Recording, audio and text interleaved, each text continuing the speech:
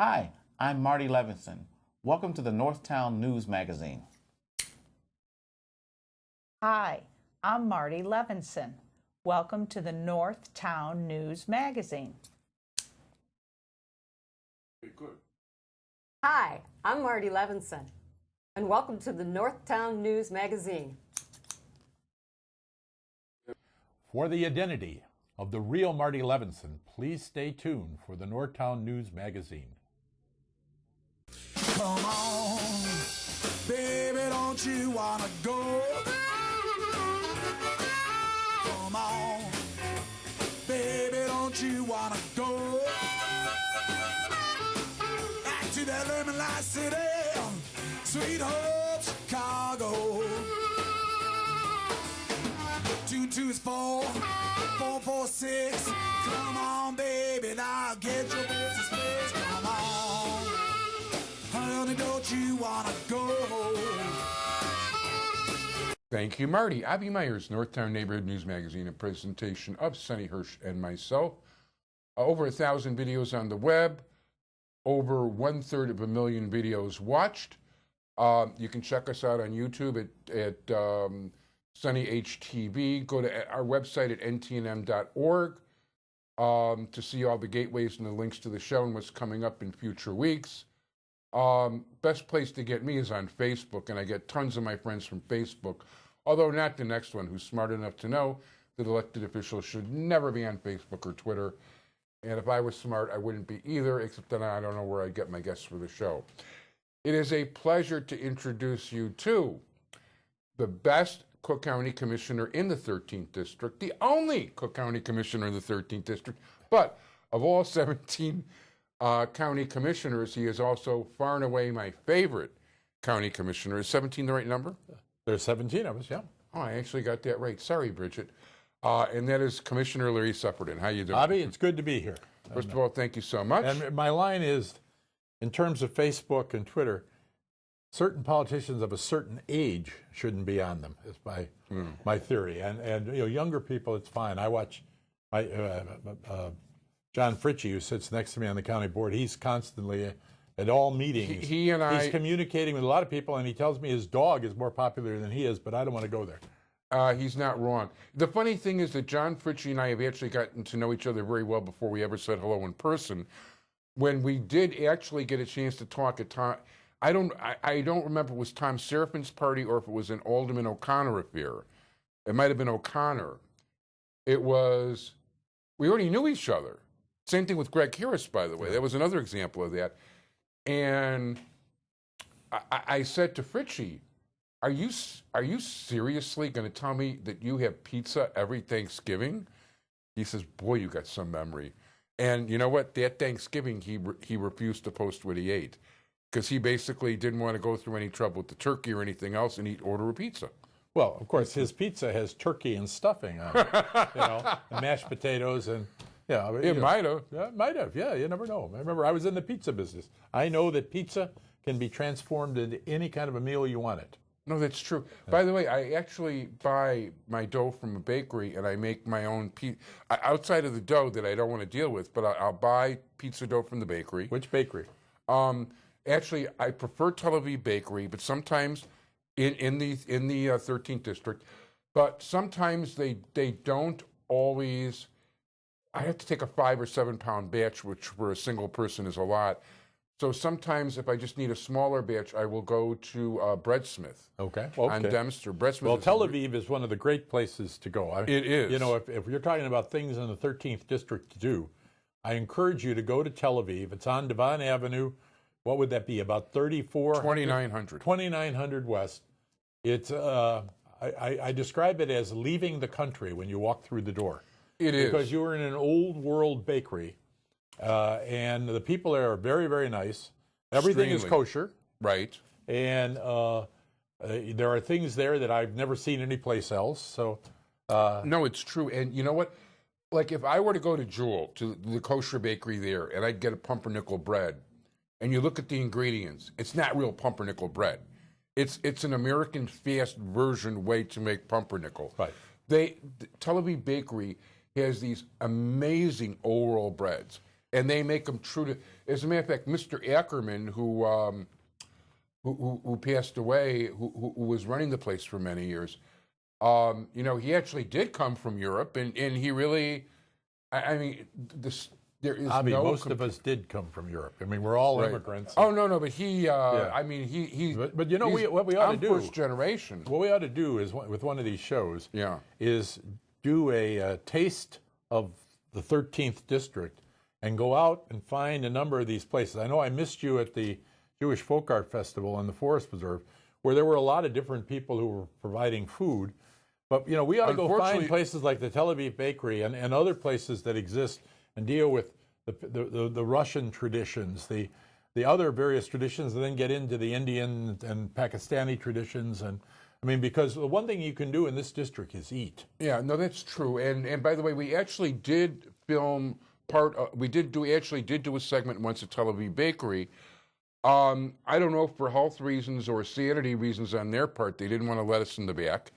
And I don't blame them either, because actually, with kosher supervised places, you're just not allowed to let anybody back there. Yeah. And but they, you know what? It was disappointing. We even though if I go there and bring my nieces and nephews or whatever, they'll always offer the kids free samples, sometimes even me. But when we filmed there, we weren't offered anything. Well, because they have ethics. That's true. I mean, you were expected to pay. You were a reviewer. But we ought to do that sometime. Because the 13th By the way, district Sonny agrees also. Yeah, Sonny also, who's a baker, actually, swears by Tel Aviv. And not at Tel Aviv. Okay. Well, that's good. And by the way, for somebody who hasn't tried it in a long time, these are not the same owners that were there 40 years ago when our nickname for it was Stay Aviv. Well, and what was the great bakery that was on Morris? Ashkenaz? It was a restaurant bakery? There was a restaurant, Ashkenaz. Actually, I'm not sure. They had a bakery in the front that they sold things. Yeah, that could be. And by the way, Ashkenaz was still in business till just a year or two ago. They were down just off Rush Street and were a great place for Jewish Chicago. But basically, the place was sold, and it's now a sushi restaurant. Oh, well, that's a great place for Jewish Chicago, too. But no, Ashkenaz was, it wasn't kosher, but it was Jewish. I mean, there's a difference. People don't realize that. So, we've got a lot of things we need to cover, and there are people out there who are going to be very concerned. By the time this plays, you will have gotten your second installment of your property taxes. And this will be the first one that has the new Chicago assessment.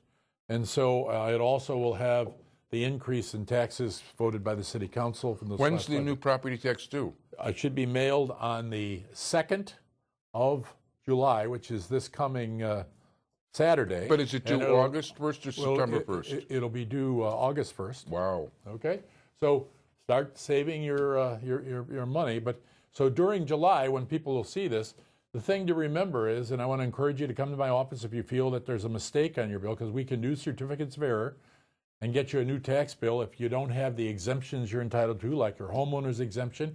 If you're over 65, your senior exemption. If you think you qualify for the senior freeze, which is another one, or if you're a veteran or if you're disabled, all of those things can be looked at. And so don't panic. Call us. Our office is in Evanston, but we'll be glad to sit down, make an appointment, have you come in, go through everything to make sure you're only paying your fair share. As you know, we do when the assessments come out, we have these seminars. But now we're into the situation where the actual tax bill will be there, and it may be wrong. It can be wrong. Yeah, I actually did go to his office once for help, and they were very helpful. I also did go to a lawyer this year, and I appealed, and it worked. So hopefully that'll help me some. But I don't. Is that going to be for this? This bill is the new bill. I should be okay. Well, not okay because they're raising things anyway. You went to the lawyer a year ago. So yes, this is what the lawyer. Well, actually, I went to the lawyer a year ago and this year. Yeah, well, so twice because one is for 16 and one is for 17. We pay our taxes a year in arrears. I've got a 3-year cycle covered the last time I went to the lawyer. Well, it's a 3-year cycle starting in 16, but you pay them a year later because the reason you do that is because in the Depression, the Cook County Board decided that people did not have enough money to pay their property taxes, so they delayed them for a year, and we've never caught up. So we're the only county in Illinois that pays them a year in arrears. So you're going to be paying this year your 16 taxes, and next year you're going to be paying this year your 15 taxes, and next year you'll be paying your 16 taxes. See, it's funny because I thought it was for a different reason, because even though I've actually had Mr. Berrios on, who I think is a very straightforward guy. You may not like him for whatever reason, but I happen to like him. I think he's a straightforward guy. He's never told me anything that wasn't true, and I don't know anybody who ever told me his word wasn't good. So, I don't want to get you in the midst of any political... Joe Berrios, I think, runs a very good office. He has very good staff. When we do the seminars with him, they're very good people. He has top-notch administrators who you can sit down and talk with. He now has Tom Scher, who I didn't know that. Used to be a sportscaster. Who's his? He was actually one of the earliest guys on the Score. Yeah, one of the founders of the Score. But I think Joe Berrios' office is well put together. Now, even though I've had guys like him, and actually two of the guys from the Board of Review come on, it still can confuse the heck out of me, even though I've heard it firsthand. And I always thought that the reason things were the way they were the same reason when I was, predominantly in the graphic and printing business. We measured things in points and picas, and the paperweight was by pound, because people in the industry understood that no one understood what that meant but us. Well, remember that property taxes and the assessment and the processing of the bill is extremely complicated. And the law has been written over hundreds of years, that since Illinois has been a state in 1818. And it's done in such a way that no one elected official is responsible. Yeah. So I tell people it's like the kids' game whack-a-mole, and if you've ever gone to a Chuck E. Cheese or someplace with kids, you push down here and it pops up here. Because remember, the assessor does the initial assessment, the Board of Review reviews it, but then that assessment has to wait for the Illinois Department of Revenue to do what they call the equalizer, which is supposed to equalize us with other counties, the other 101 counties. But that equalizer is often 3 times, so it takes your assessment and multiplies it by 3. Then you get that, and then you got all the governments that are on that tax bill: the city of Chicago, the county of Cook, the Forest Preserve District, Chicago Park District, Chicago Library, and the Chicago Department Public of Schools. Departments. Yeah, well, all of those are on there, and then David Orr's office takes that and figures out tax rates, and then he sends them to Maria Pappas, who sends the bill out. So by the time you're done, your state senator, your state rep, the assessor, the Board of Review, the county clerk, the county treasurer have all had a piece of this action, and they're each going to tell you, well, the problem with your bill is the other guy's fault. By the way, that is the type of thing where if I were to deal with what I've had to deal with it, I do here. So yeah, you're right. So what else you want to talk about?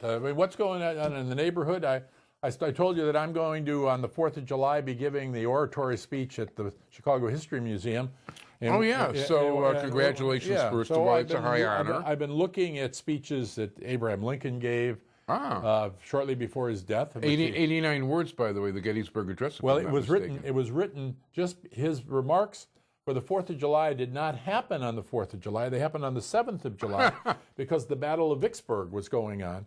And it was just before he went to Gettysburg to give the address. And so his 4th of July address has some of the verbiage that ended up in the Gettysburg Address. I looked at Mark Twain's speech, which took about 2.5 minutes, and said at the end, the only thing that you'll remember today is that I did not waste your time. I'm hoping to talk a little bit about what's going on and realistically in our society, kind of the lack of hope, which is, unfortunately what's going on. That's a big deal. Well, if you look at so much of life is attitude, attitude of people. The stock market is almost, if people think you're doing well, the stock market goes up, the price of gold goes a certain way, the price of silver goes a certain way. Well, look what's happened in the UK. I mean, this leaving the European Union does not make a lot of sense, but the people wanted to do it because they're lost. I mean, if you watch these political campaigns going on right now, you got Bernie Sanders and you've got Donald Trump, who appeal to different people, but for the same reason. They're people who are not engaged, who are afraid. younger kids with Bernie who feel that, there's no future for them. They're not going to get a job. They're not going to be able to have a house. They're not going to be able to have a family. And on the other side, Trump, who's got older people who are afraid they're going to lose their job, they're going to lose their house. Their kids aren't going to do as well as they did. And these are all just difficult things. And then we have, we see what happens in these terrible tragedies in Orlando. Yeah, but by the way, I just want to hit the president thing real quick. There's one comment I did want to make. In terms of the hope thing, there's no question. I mean, I can't believe the candidates we wound up with, and I can't even believe that from a Democratic standpoint, there weren't other people running. Because in my mind, and I don't speak for Larry at all, trust both of us on that one. I basically see two things here.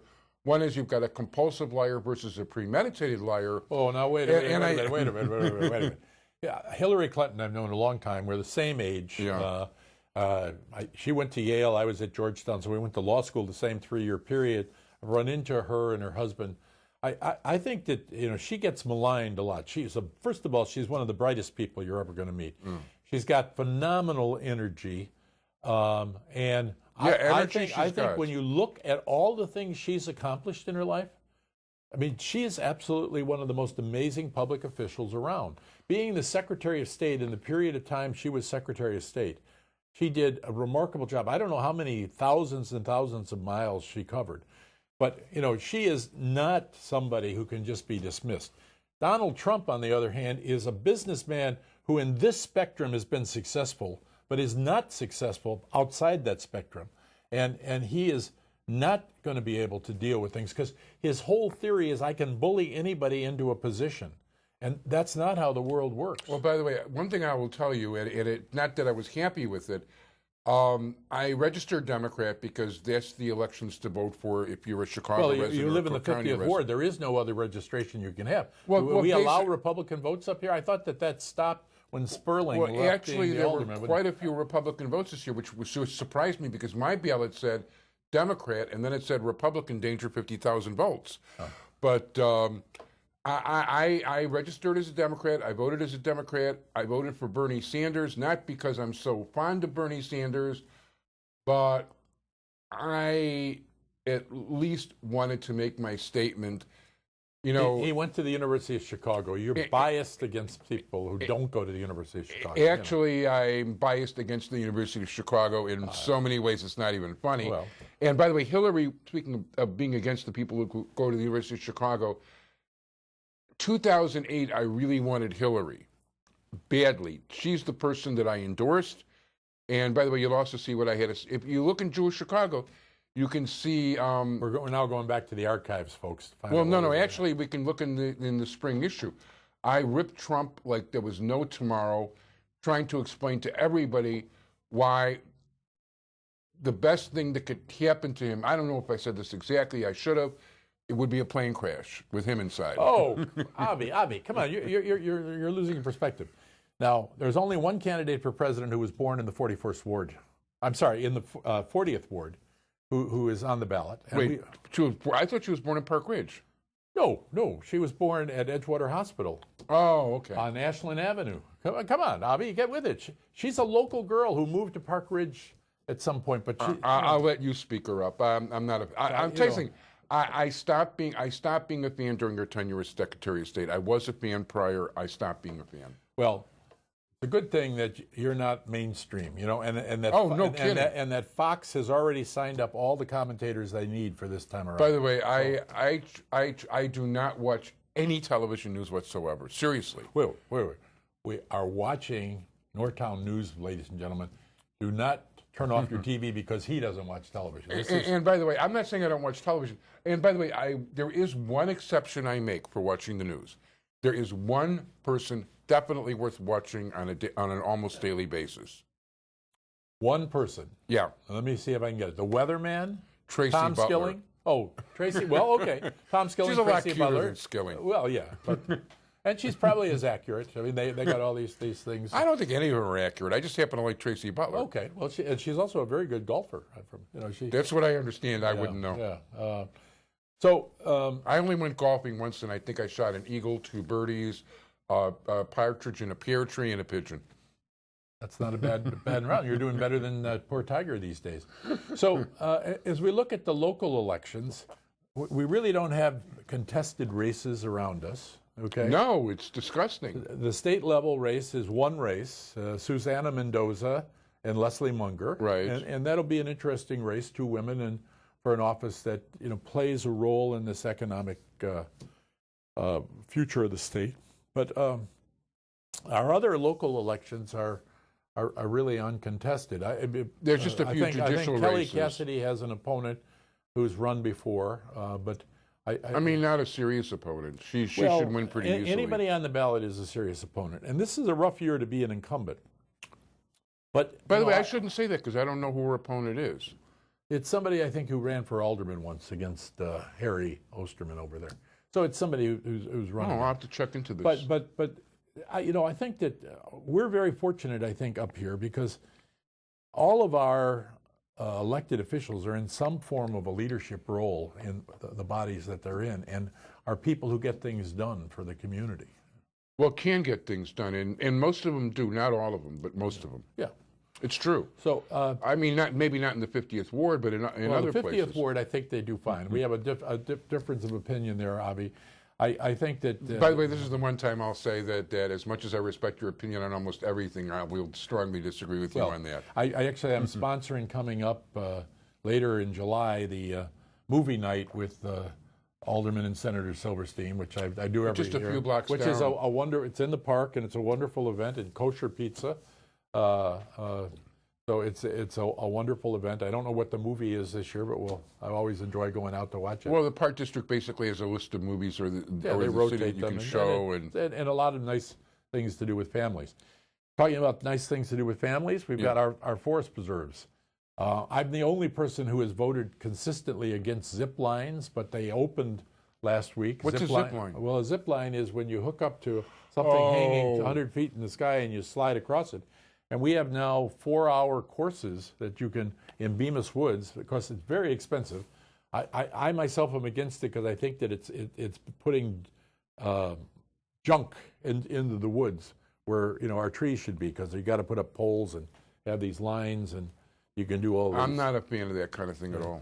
But you can go hiking, you can go biking, you can go canoeing in our forest preserves, and I want to always encourage people that's to all do it. nice stuff. And just west of us, we've got some of the nicest forest preserves around. And by the way, the Greater Chicago Jewish Fest, of course, also took place in the Forest St. Preserve. Paul Woods. And want to give you and I keep forgetting that it's in St. Paul Woods, maybe because it's a Jewish fest in the St. Paul. Well, but remember, St. Paul is a Jewish person. He was Saul when he was knocked off the horse, and then. I wouldn't know that. That I really. But as we just know it was a candy bar. You never stopped being Jewish. He may have become a Christian, but he'll always be Jewish. Well, I as will actually Jesus. spent some time in St. Paul, Minnesota, but yeah. So St. Paul Woods is where the Jewish festival is every other and by year. the way, I should say that Larry is as instrumental as any of the Jewish politicians in getting the fest over there, and he really does a great job for those guys. And Michael Lorge. Michael Lorge is just a remarkable person. The Corporation Council of Skokie and the chairman of the festival. And Joe Barrios helped us this year to make sure we had enough parking. There are a lot of people who chip in. Tony Preckwinkle wanted to make sure the Forest Preserve staff was there and on top of things. And it had rained, as you know, the day before, but that day it was very, very nice. And there's some remarkable artisans who were there. So 2 years from now, remember it again, in St. Paul Woods. It's always the first Sunday of June. Right, usually. Year. I mean, Jewish holidays can mess things up, so they have to tiptoe a little bit. Right. Because one thing about them, everything there's going to be kosher. It's not just Jewish, everything's kosher there, so give them credit for that. And they would never hold it on a holiday.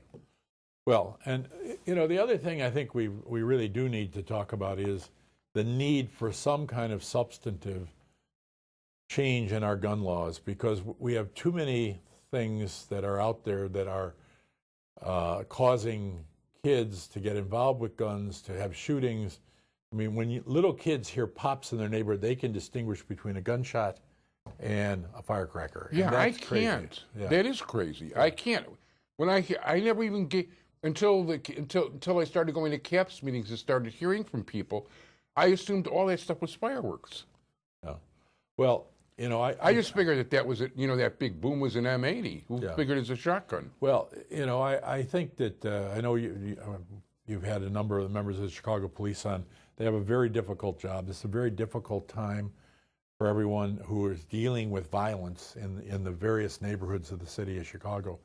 And it's very difficult for some of these younger policemen especially who feel like there's not enough confidence in people that they're there to help them.